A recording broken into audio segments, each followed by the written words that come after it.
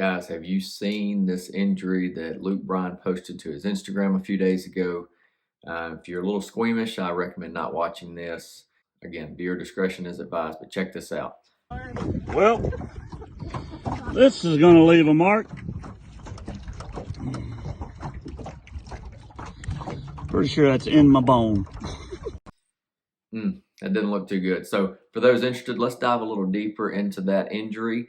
Let's look at exactly where the hooks were, what structures we may be worried about in that instance. So let's get started.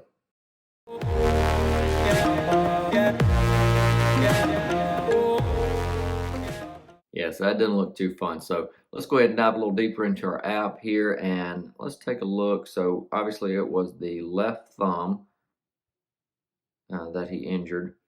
And just look, this one right here, this one right in the middle of that thumb, that's the one that looks a little concerning to me. The one a little further over doesn't look like it really got anything, maybe just a little bit of that skin there.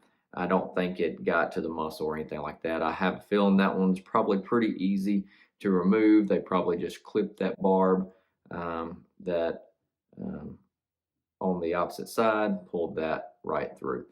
However, the one that we need to be worried about, obviously it went fairly deep, is the one right on top of that, the dorsum of the thumb. It's right in between that MP and that IP joint of the thumb. Yeah, so let's go ahead and look at that and see what structures we probably need to be worried about. So if you'll take a look at our app here, let's zoom in on this left thumb. See what, let's add a few of our symptoms, get their muscles in there. Just for the fun of it, we'll go ahead and throw in our artery and veins. So the first one, okay, so let's draw a little bit here. So the first one I want you to look at is when that, tell you what, let's go ahead and throw our skin on here as well, and that'll make it a little easier to kind of picture. Okay, so that first hook that we talked about really kind of went in right in that area. I really don't feel like that caught anything, any muscles. There's no tendons in that area or anything like that. Mainly just, kind of just skin right in that area. So not a big deal there. Don't think that one is going to be that much of an issue. All right. But again, the one we're worried about went in right there, very deep. It appeared. Yeah, so what you noticed on that hook is it had like a little barb on it. Makes it very difficult to pull that straight out because that barb is going to kind of catch on whatever is available for it to grab onto. It's not going to feel good if you try to jerk that out. So let's go ahead and throw that option out immediately. A lot of people would just say, yeah, you just got to jerk it and get it over with. That would not be fun to do, and it would probably do quite a bit of damage if you were to do that. So obviously throwing that out the door immediately. So let's take away some of our systems now. Let's take away our skin. So see our little red dot still there. Again, that's the estimate. It's not exact, but let's see exactly what we have to be worried about here. So let's go ahead and take away some of our veins, our arteries. Let's go ahead and get the nerves out of the way too. So we've just got muscle and tendon here. All right, tell you what, let's go ahead and get rid of some ligaments here too, so you can see this a little better.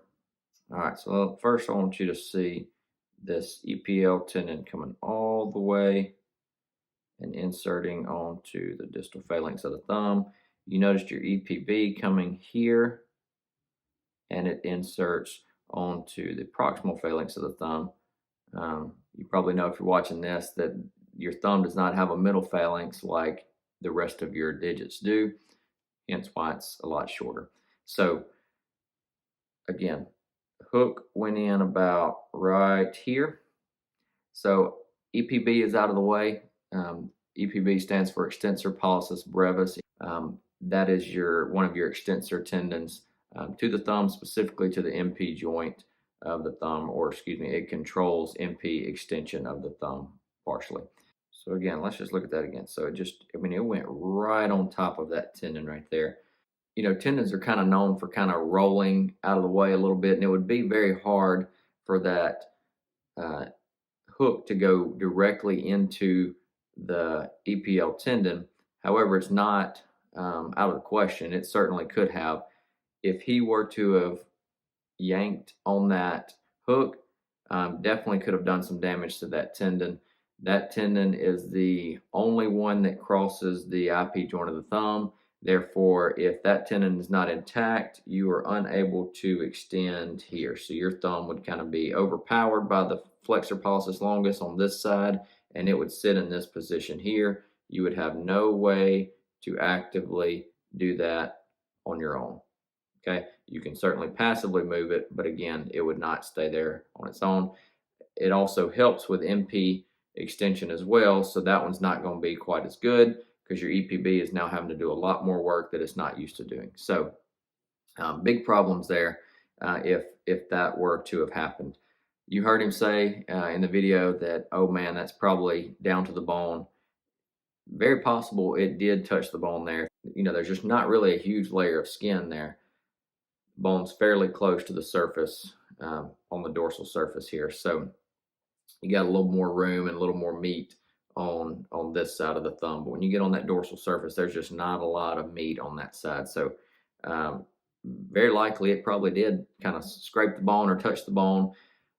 Again, they probably had to go in there, cut that out, make a little incision, and carefully remove that so that there was no damage to that tendon.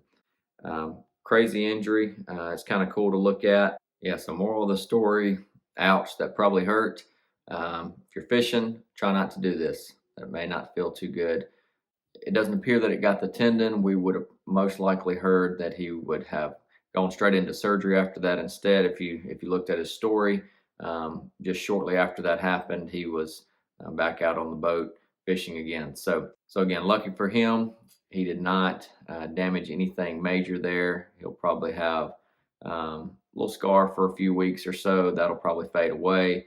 It may have a little bit of scar tissue, a little sensitivity there, but shouldn't be too bad for him. He should recover nicely without any issues. Yeah, guys, so if you see one of these athletes or celebrities have some kind of hand injury and you want to know more about it, hit us up in the comments and let us know that so that we can do that for you. We can do a video and dive deeper into the anatomy and what that would look like, what the healing time would look like, and anything else you would want to know about it. So until next time, we'll see you guys later.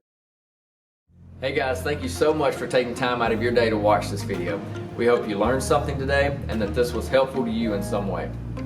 So you know our goal for this channel, The Upper Hand, is to give you guys the upper hand as you seek to better understand conditions of the upper extremity and just all topics related to occupational therapy in general. So please take a second out of your day, make sure you like this video and subscribe to this channel so that you can be sure that you're going to see all of our upcoming videos. Thank you guys so much, and we'll see you next time.